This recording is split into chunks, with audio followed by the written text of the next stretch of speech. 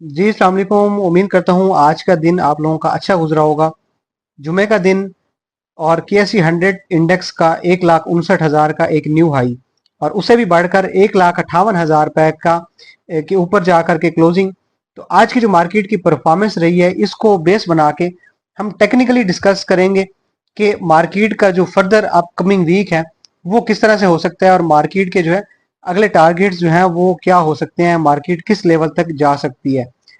अगर मैं यहाँ पे आप लोगों को साथ ही रिमाइंड करवाता जाऊं, अगर आप जो है इस मेरे चैनल के रेगुलर व्यूवर हैं और स्पेशली आप लोगों ने अगर कल की वीडियो देखी है तो आप लोगों को याद होगा कि कल जो मैंने बात की थी कि मार्केट की जो क्लोजिंग है 1,57,953 रुपए की, ये क्या इंडिकेट कर रही है। मार्केट के जो सेंटिमेंट्स बने हुए थे उसके ऊपर भी जो है मैंने जिक्र किया था और मैंने बताया था कि मार्केट का जो अब नेक्स्ट टारगेट है वो 1,60,000 रुपए का है। और मैंने साथ में ये भी बताया था कि 1,60,000 तक जो है चूंकि मुझे कोई भी रेजिस्टेंस लेवल नजर नहीं आ रहा, तो यहां तक जो है एक रैली बन सकती है। और इससे भी जरूरी चीज जो है मैंने साथ में आप लोगों को ये भी बताई थी कि प्रॉफिट टेकिंग जो है वो कल के दिन क्यों जरूरी है, यानी कि आज फ्राइडे का जो दिन था, आज के दिन जो है वो प्रॉफिट टेकिंग जरूरी क्यों थी। अब यहाँ पे जो है अगर मैं आप लोगों को अपने प्रीमियम ग्रुप का जरा विजिट करवाता जाऊं, जब हम ग्रुप में आते हैं तो ये आप लोगों को यहाँ पे मेरा मैसेज दिखेगा, ये कल के दिन का मैसेज है। और कल जो है ये रात को हमारे जो प्रीमियम ग्रुप के जितने भी लोग हैं उनको जो है मैंने ये मैसेज शेयर किया था रात को 11:30 पे। अब इसको जरा हम डिस्कस करते हैं कि इसमें जो है वो क्या था। मैंने यही चार्ट जो अभी हम डिस्कस कर रहे हैं, ये चार्ट जो है ग्रुप में मैंने शेयर किया और साथ ही जो है मैंने अपने जितने भी मेरे क्लाइंट्स हैं उनको स्ट्रेटजी बताई कि कल का दिन जो है वो आप लोगों ने किस तरह से एक्ट करना है। मार्केट का ओवरव्यू और थोड़ा सा हम देखते हैं तो 1,57,953 के ऊपर कल की मार्केट की क्लोजिंग थी और 1775 पॉइंट जो है वो मार्केट ने गेन किए थे।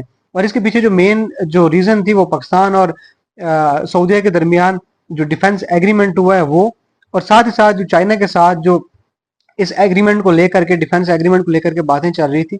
तो इन दो जो मेन रीजन थी इनको लेकर के जो है एक अच्छा खासा पॉजिटिव गेन जो है वो देखने को मिला था। अब अगला जो है इसी को बेस बना के मैंने कहा था कि मार्केट में जो है वो सारे जो मोमेंटम है या इस सब जो सेंटिमेंट्स हैं वो सारे पॉजिटिव हैं। तो अभी जो है फर्दर जो है मार्केट में 1,60,000 तक जो है वो कोई मुझे रुकावट नजर नहीं आ रही। फिर मैंने साथ में जो है वो टेक्निकली भी डिस्कस किया था कि मार्केट का जो मोमेंटम है वो 1,60,000, यहाँ पे आप लोग देख सकते हैं कल का मैसेज कि 1,60,000 रुपए तक जो है मार्केट के अंदर एक बुलिश मोमेंटम मुझे नजर आ रहा है। और इसके साथ साथ जो है करेक्शन का अमल भी जो है वो भी शॉर्टर टाइम फ्रेम के ऊपर नजर आ रहा है, जो कि 1,55,500 से लेकर 1,56,500 तक एक्सपेक्टेड है। ठीक है, अब ये चीज मैंने जो है कल ही प्रेडिक्ट कर दी थी और मैंने साथ ही जो है अपने क्लाइंट्स को ये भी बताया था कि आप लोगों ने जो है प्रॉफिट टेकिंग जो है फर्स्ट सेशन के अंदर वो लाजमी करनी है जो रिकमेंडेड है हमारी तरफ से। अब अगर आपने आज की मार्केट की जो है सूरत हाल देखी है तो आज क्या हुआ, मार्केट पूरा दिन जो है अच्छा परफॉर्म करती रही फर्स्ट सेशन में, लेकिन सेकंड सेशन जैसे ही मार्केट का स्टार्ट हुआ तो उसके अंदर जो है प्रॉफिट टेकिंग शुरू हो गई और मार्केट जो है 1,59,000 लगाने के बाद दोबारा जो है 1,000 पॉइंट तकरीबन जो माइनस में वापस नीचे आई और 1,58,000 के ऊपर जाकर के क्लोजिंग दे दी। तो आप लोगों को इस बात से इस चीज का तो आइडिया हो गया होगा कि हमारी जो कल की प्रिडिक्शन थी वो जो है अल्हम्दुलिल्लाह बड़ी एक्यूरेसी के साथ जो है जाके हिट की है। और अब हमारा जो ये चौथा टारगेट है, इससे पहले भी मैं आप लोगों को बताता चाहूँ कि 1,55,000 का हमारा पहला टारगेट था, दूसरा 1,57 का था, तीसरा 158 का था। अल्हम्दुलिल्लाह तीनों टारगेट हिट हो चुके हुए हैं और इस वक्त जो है अब मार्केट का चौथा जो टारगेट मैंने प्रेडिक्ट किया था वो 1,60,000 का था, तो आज 159 हो गया हुआ है और अभी सिर्फ जो है 1,000 पॉइंट का इसमें रह गया है टारगेट अचीव करने में। ये तो एनालिसिस हो गया हमारे KSE 100 इंडेक्स का। अब इस सारी वीडियो का और आपको जो है कल का मैसेज दिखाने का जो लुबे लुबाब है, या जो एक समरी है या उसका मकसद है, वो समझना यहाँ पे बहुत जरूरी है कि प्रॉफिट टेकिंग जो है वो क्यों रिकमेंड की जाती है बार बार, और क्यों जो है हम फोकस कर रहे होते हैं कभी कभी कि आप जो है अपनी मैक्सिमम कॉल से एग्जिट ले लें या जो है प्रॉफिट टेकिंग करें। देखें, ट्रेडिंग जो है ना बेसिकली वो सिर्फ बाइंग का नाम नहीं है, वो सेलिंग का नाम है। अगर आप जो है बाइंग तो हर कोई कर लेते हैं, आपको व्हाट्सएप के ऊपर, आपको यूट्यूब के ऊपर जो है हजारों ऐसे ग्रुप्स मिल जाएंगे, चैनल मिल जाएंगे जिनके ऊपर जो है आप लोगों को बताया जाता है कि आप जो है ये स्टॉक यहाँ पे ले लें, ये लेवल है यहाँ पे आपने सेल कर देना है, दैट्स इट। लेकिन हम जो है हम लोग क्या करते हैं, जब स्टॉक का वो लेवल आएगा सेल का, तो हम आपको पहले आपका हाथ पकड़ के कहेंगे कि यार ये लेवल है, यहाँ पे आपने एग्जिट लेना है भाई, यहाँ पे अपना प्रॉफिट टेकिंग करें, अपना जो प्रॉफिट है उसको क्लेम करें। देखें, जब तक आप बेचेंगे नहीं तब तक जो है आपका वो प्रॉफिट सिक्योर नहीं है, जब तक कि आपके वो अकाउंट में दोबारा जो है क्रेडिट नहीं हो जाता। अब होता ही है कि हम लोगों ने स्टॉक ले लिया, हमने आज की एग्जांपल ले लेते हैं पीपीएल की। पीपीएल जो है, मैंने कल की वीडियो में कहा अर्ली मॉर्निंग आप प्रॉफिट टेकिंग करें, ठीक है। और जो है पीपीएल ने क्या किया, पीपीएल जो था, मार्केट जैसे ओपन हुई है इसका रिजल्ट पहले आ गया था जुम्मे से पहले ही, और मार्केट जैसे ओपन हुई है तो पीपीएल के अंदर जो है तकरीबन 7-7.5 रुपए का जो है वो इंक्रीज आया एकदम से, और ये 10 से 15 मिनट के अंदर अंदर की बात है। अब जिन्होंने उस लेवल के ऊपर सेलिंग किया है, ठीक है, अब वो तो प्रॉफिट में है, लेकिन रिजल्ट आप लोगों के सामने था कि रिजल्ट जो था पीपीएल का वो अच्छा नहीं था, वो नेगेटिव रिजल्ट था। तो इसका ऑब्वियसली जो है वो इसका इम्पैक्ट नेगेटिव ही पड़ना था, और आज जो है वो उसके बाद जो है वो 7-7.5 रुपए जो है स्टॉक गिर गया नीचे। जिन्होंने वहां पे प्रॉफिट टेकिंग की उन्होंने तो अपना प्रॉफिट बना लिया। अब जो अभी भी वेट में थे कि नहीं हम 200 या 210 के टारगेट पे बेचेंगे अपना पीपीएल को, तो वो जो है उनका प्रॉफिट तो गया ही गया, साथ में जो उनकी एवरेज प्राइस थी उससे भी वो स्टॉक जो है वो नीचे आ गया। तो सेलिंग जो है वो आर्ट है, सेलिंग बहुत जरूरी चीज है। और अगर आप जो है हम हमारी सर्विसेज लेना चाहते हैं, तो हम जो है हमारा व्हाट्सएप के ऊपर जो ग्रुप है उसके ऊपर हम आपको प्रॉपर स्विंग कॉल देंगे, बताते हैं कि आपने जो है किस लेवल पे एंट्री लेनी है, एग्जिट लेवल आपका एग्जैक्ट एग्जिट लेवल बताएंगे कि ये आपका प्रॉफिट है, यहाँ पे आपने जो है अपना प्रॉफिट क्लेम करना है। साथ ही साथ जो है हम आपको चार्ट्स का 100 इंडेक्स का टेक्निकल एनालिसिस भी ग्रुप में भेज रहे होते हैं। जैसे आप लोगों को मैंने अभी भी एक रिसेंटली मैसेज दिखाया, तो साथ में हम बता रहे होते हैं कि मार्केट में जो है अभी जो सेंटिमेंट्स बन रहे हैं उसके हिसाब से जो है आप लोगों ने फर्दर किस तरह से एक्ट करना है, प्रॉफिट टेकिंग कहाँ पे करनी है, अपना जो पैसा है बचाना कहाँ पे है।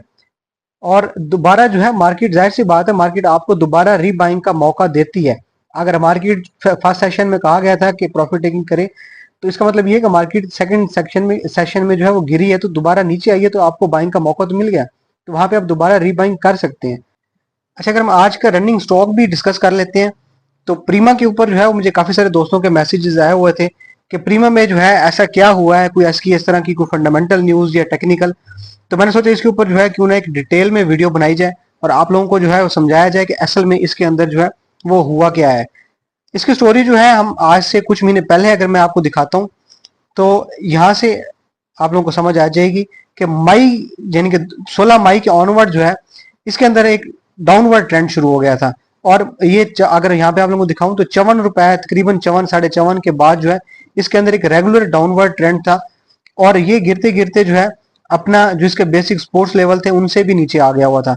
अभी इसके अंदर जो है मजे की बात यह है कि अगर हम पिछला इसका 1 से 1.5 महीने का एनालिसिस देखते हैं, तो यहाँ पे देखें अगस्त के बाद जो है स्टॉक दोबारा इसने खुद को सस्टेन किया, और ये कोशिश कर रहा था कि इसका जो रेजिस्टेंस लेवल था 42 से 43 रुपीज का, उसको किसी तरीके से जो है वो ब्रेकआउट करे।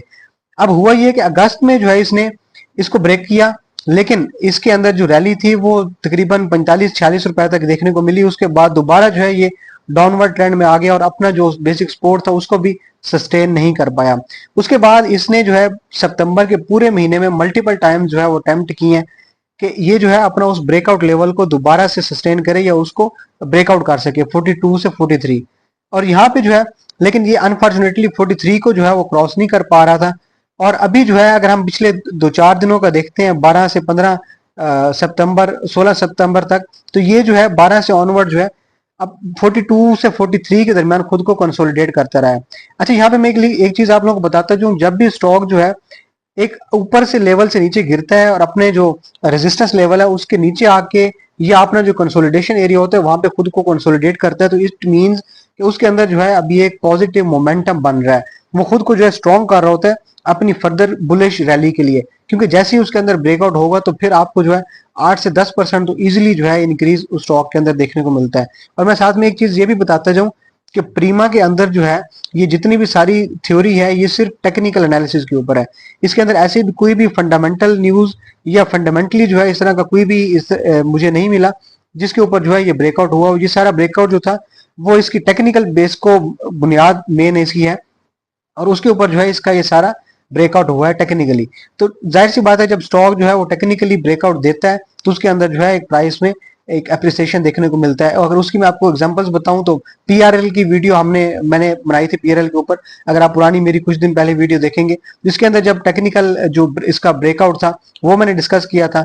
एफएफएल जो फौजी फूड्स का जो टेक्निकल जो इसका ब्रेकआउट था वो मैंने जो आप लोगों को सारा चार्ट के ऊपर डिस्कस करके बताया था। इसी तरह जेवीडीसी का था। मुख्तलिफ स्टॉक जो है हम टाइम टू टाइम डिस्कस करते आए। तो जो टेक्निकल जो ब्रेकआउट होता है उसके बाद स्टॉक के अंदर जो है अप्रिसिएशन देखने को मिलती है। अब यहाँ पे जरूरी चीज ये है कि चूंकि फंडामेंटल तो इसके पीछे जो है इस तरह की कुछ नहीं है, तो अभी जो है टेक्निकली ब्रेकआउट की बुनियाद के ऊपर ये स्टॉक फर्दर कहां तक जा सकता है। देखिए पहला जो इसका आप लोगों का टारगेट होगा वो 50 रुपए का होगा। 50 रुपए तक जो है ये मूव अपना दिखा सकता है। और इसके बाद जो नेक्स्ट इसका टारगेट होगा ये वो प्राइस है 53 से 54, जहां से जो है ये आज से 6 महीने पहले गिरना शुरू हुआ था। तो यहां तक जो है आप लोगों को TP2 देखने को मिलेगा इंशाल्लाह।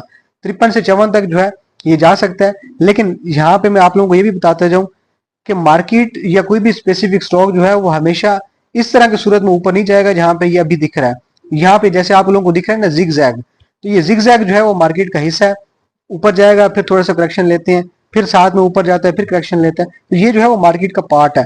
तो आप लोगों ने जो है अगर इसमें टारगेट अपने बनाना चाहते हैं तो इस वक्त जो करंटली है 44 रुपीज का आप अपना यहाँ पे स्टॉप लॉस सेट करके 44 रुपीज का स्ट्रिक्ट स्टॉप लॉस यहाँ पे लगा के, क्योंकि यही जो है इसका जो है वो ब्रेकआउट है। इसके बाद अगर यहाँ से गिरता है तो बहुत नीचे आ जाएगा। तो 44 का आप इसको अपना रेजिस्टेंस लगाएं और एग्जिट लगाएं, स्टॉप लॉस लगाएं। उसके बाद जो है पहला टारगेट 50 रुपए का और अगला टारगेट जो है वो 53 से 54 रुपए तक का यहाँ पे रख सकते हैं। अच्छा जी, इतना सारा को डिस्कस कर लिया और हम पीपीएल का रिजल्ट जो है वो रिव्यू ना करें तो ऐसा हो नहीं सकता। पीपीएल का रिजल्ट जो है हम देख लेते हैं और मोटी मोटी दो तीन चीजें इसमें देखते हैं कि इसके जो प्रॉफिट्स में डिक्रीज आया है 22% का, उसके पीछे जो मेन रीजन क्या है। देखें कंपनी के जो रेवेन्यू थे, जो कंपनी के मेजर जो कस्टमर से उनके रेवेन्यू आते थे, उसके अंदर जो है वो 15%, 15 से 16% का जो है वो डिक्रीज आया है। कंपनी की जो यानी कि कंपनी की जो ओवरऑल सेल्स थी वो कम हो गई है। अब जाहिर सी बात है जो कंपनी के रेवेन्यू कम होंगे तो कंपनी का ग्रॉस प्रॉफिट भी कम होगा। अब रेवेन्यू 16% से कम हुआ है तो ग्रॉस प्रॉफिट जो थे कंपनी के वो तकरीबन 19.5% से कम हो गए हैं। अब जब ग्रॉस प्रॉफिट कम हुए हैं तो कंपनी का जो ओवरऑल प्रॉफिट था उसके ऊपर भी इम्पैक्ट पड़ा है। और कंपनी का जो प्रॉफिट था लास्ट ईयर से अगर हम कंपेयर करते हैं 2024 से, तो तकरीबन 22.11% जो है वो कम हो गया हुआ है। अब उसके पीछे अगर हम ईपीएस की भी देख लेते हैं तो कंपनी की पिछले साल की जो ईपीएस थी वो 42.44 रुपीज की थी और अभी जो बनी है वो 33 रुपीज की तकरीबन ईपीएस बनी है। तो यानी कि तकरीबन 22.10% जो है वो इसकी ईपीएस में और ओवरऑल जो परफॉर्मेंस में डिक्लाइन आया। और इसके पीछे जो सिर्फ मेन रीजन है वो ये है कि कंपनी की जो रेवेन्यू थी, कंपनी के जो कॉन्ट्रैक्ट थे या कंपनी की जो सेल्स थी उसके अंदर जो है वो तकरीबन 16% जो है वो डिक्रीज आया है। अब होगा ये अब पीपीएल का जो है रिजल्ट, लेकिन इसके साथ ही जो है इन्होंने मैं बताता जाऊं कि 2.5 रुपए का जो है वो डिविडेंड भी कंपनी ने अनाउंस किया है। और ये डिविडेंड भी जो है जाहिर सी बात है लास्ट ईयर के डिविडेंड से जो है वो कम है। तो इसके अंदर जो है वक्ती तौर पे गिरावट आप लोगों को देखने को मिलेगी। एक अच्छा चांस इसने दिया था जुमे के फौरन बाद, तकरीबन जो है 10-15 मिनट के अंदर अंदर 7-7.5 रुपए इसके स्टॉक प्राइस के अंदर जो है एक इंक्रीज देखने को मिला। तो जिन्होंने वहां पे जो है प्रॉफिट टेकिंग की वो तो वेल एंड गुड हो गया, लेकिन दोबारा जो है क्लोजिंग इसने तकरीबन 192 रुपीज के अराउंड दी है। तो हो सकता है अर्ली मॉर्निंग जो है वो मार्केट जब ओपन हो तो आप लोगों को दोबारा जो है थोड़ा सा ये मौका दे, तो बेहतर है कि इसके अंदर से जो है सेलिंग, अगर आप प्रॉफिट टेकिंग कर सकते हैं तो यहाँ पे जो है प्रॉफिट टेकिंग करनी चाहिए।